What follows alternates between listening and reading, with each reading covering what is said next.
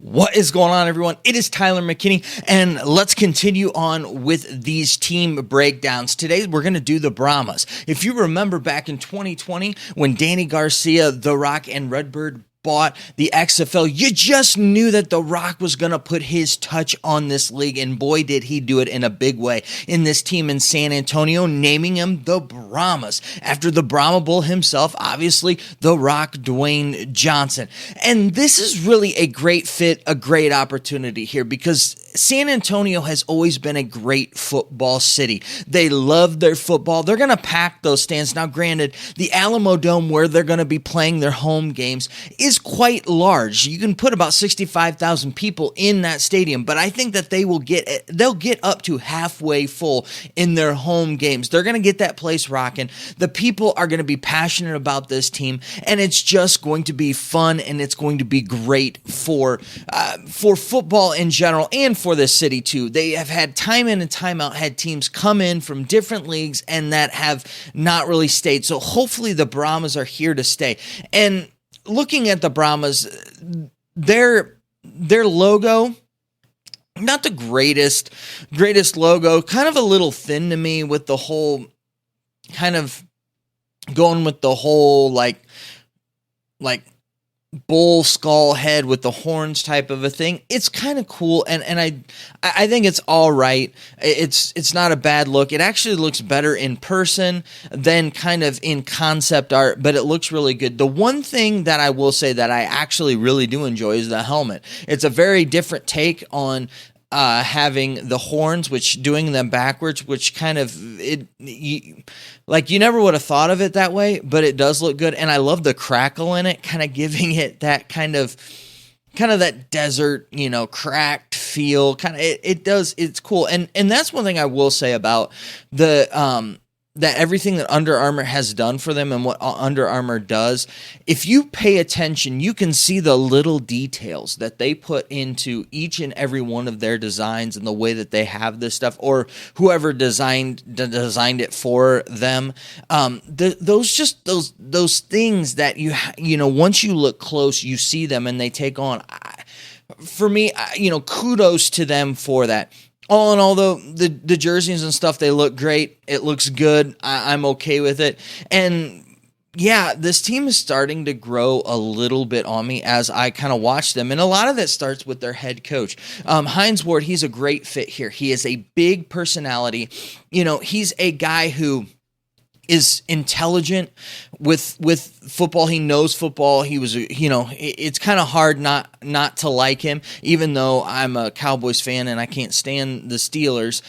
A guy who isn't afraid to hit, isn't afraid to get physical at the wide receiver position. It's just cool. And the guy, like I said, he has a lot of football smarts, and a lot of it starts from his background of being a quarterback and, really kind of diving into the game and that with it, to where he's the head coach that probably has the least amount of experience when it comes to coaching, but he probably is the one that I would have.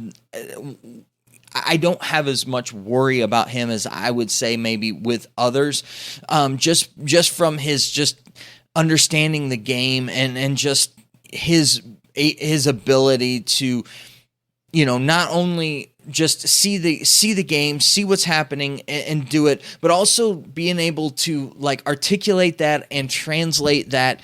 It just feels right. It fits right. He's a guy who has a very infectious personality.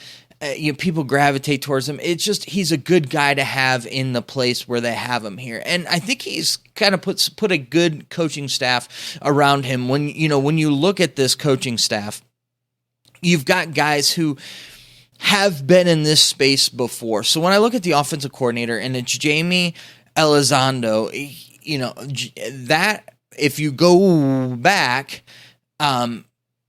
Jamie was there with the Vipers back in 2020, and if you look at the defensive side of things, you got Jim Harriman, and he was on the defensive side of things back in 2020, running that Guardians defense, which was actually a fairly decent defense. It's just everything else fell apart on them. I actually, I think that they were turning a corner when things shut down, which was kind of sad because you saw this team fall apart and then you started to see them coming back together, and a lot of it had to do with getting that ship right on the offense. The defensive side of things wasn't really their issue.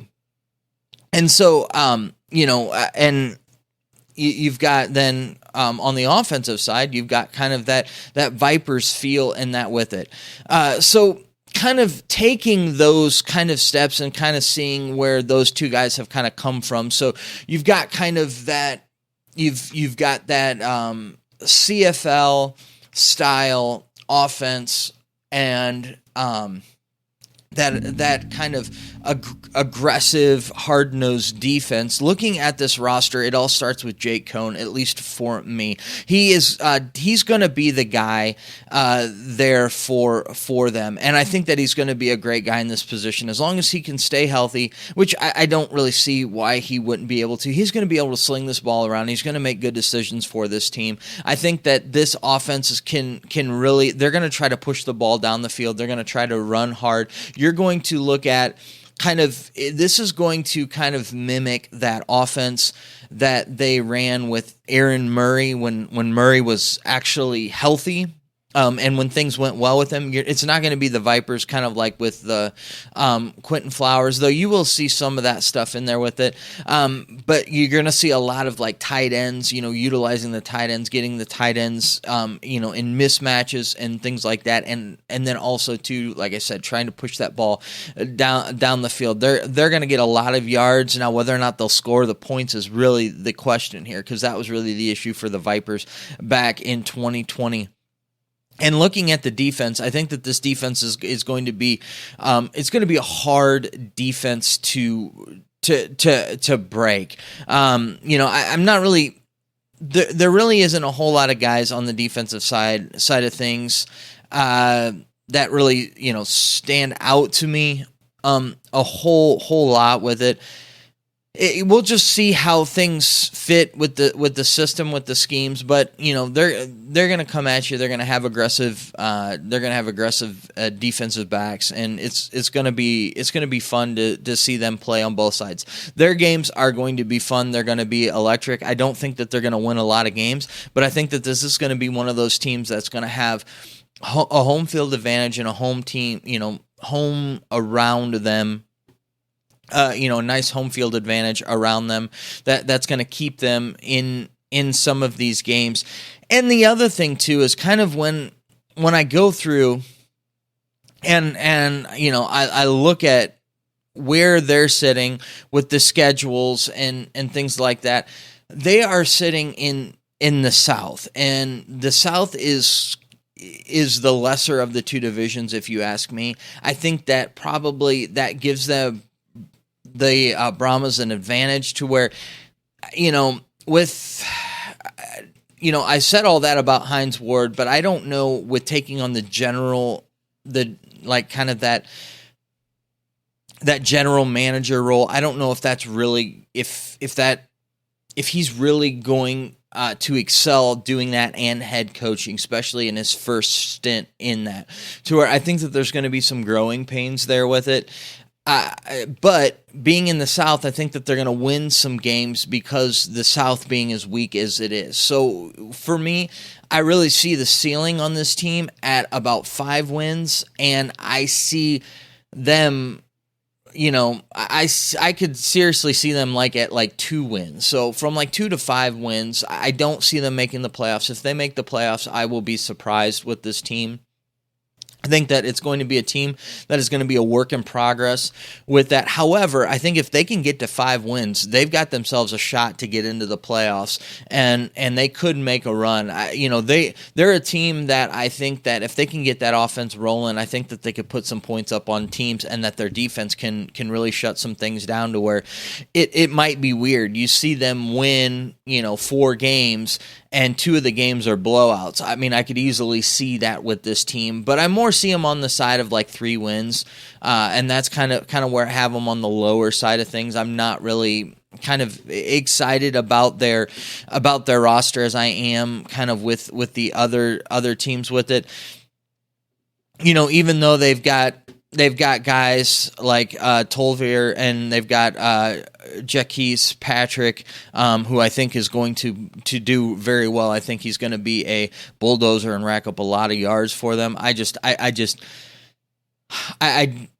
don't see this team with what they've got translating into wins. I see them in a lot of games, but I see them losing games for one reason or another. And so that's kind of how I see it with this team. I'd love to know your thoughts down in the comment section. Let me know what you think down there, and we'll continue the conversation down there as well. All right, guys, listen, I know that you're busy, and I know that I'm busy, so let's get on out of here. You have a good night. Bye.